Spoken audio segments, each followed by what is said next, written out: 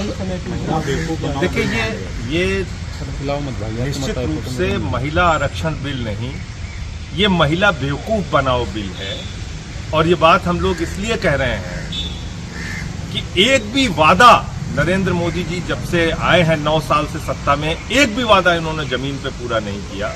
ये एक और जुमला लेकर आए हैं जिसमें ये बिल 15 साल में पास होगा कि 20 साल में पास होगा कि 25 साल में पास होगा, कब पास होगा या नहीं होगा कुछ पता नहीं।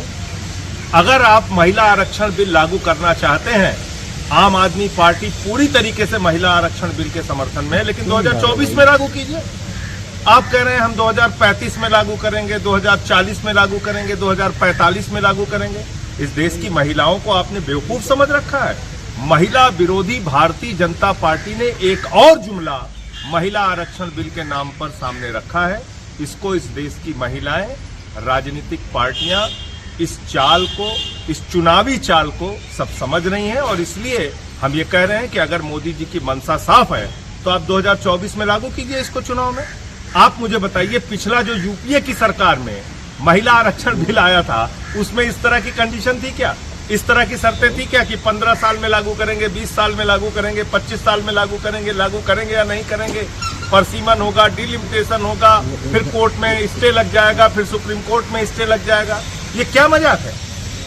तो इसलिए महिला आरक्षण बिल महिला बेवकूफ बनाओ बिल है, इस बात को हम लोग कह रहे हैं। और इसलिए अगर जरा सी भी महिलाओं का हित करने और आरक्षण करने में रुचि है नरेंद्र मोदी सरकार की और उनकी मंशा और नीयत साफ है तो थोड़ा सा संशोधन करें, ये टाइम लिमिट हटाएं, 24 से लागू करें। वर्तमान स्वरूप में आप लोग समर्थन करेंगे क्या इसका? अभी इंडिया गठबंधन की बैठक होने जा रही है, उसमें इस पे विस्तार से हम लोग चर्चा करेंगे। और जहां तक आम आदमी पार्टी का पक्ष है, कल ही हम लोगों ने जैसे ये बिल देखा, ये तो 20 साल में लागू नहीं होगा, तो ऐसा बिल ला के फायदा क्या है जो 20 साल 25 साल फिर लटका रहे? महिलाओं को आरक्षण कहां मिलेगा जब आपने इसमें ऐसी कंडीशन लगा दी, लिमिटेशन, डिलिमिटेशन, सेंसस, ये वो, कोर्ट में फिर स्टे, फिर तो चलता रहेगा, कहानी चलती रहेगी, रुकने वाली है नहीं। लेकिन गृह मंत्री सवाल उठा रहे हैं कि जो कांग्रेस पार्टी है, जो सहयोगी पार्टी है, उन्होंने इसे रोका, टेबल नहीं होने दिया जिसे 10 साल तक। अरे कांग्रेस पार्टी ने, जो यूपीए की सरकार ने जो बिल लाया था उसमें ये प्रावधान क्या था क्या?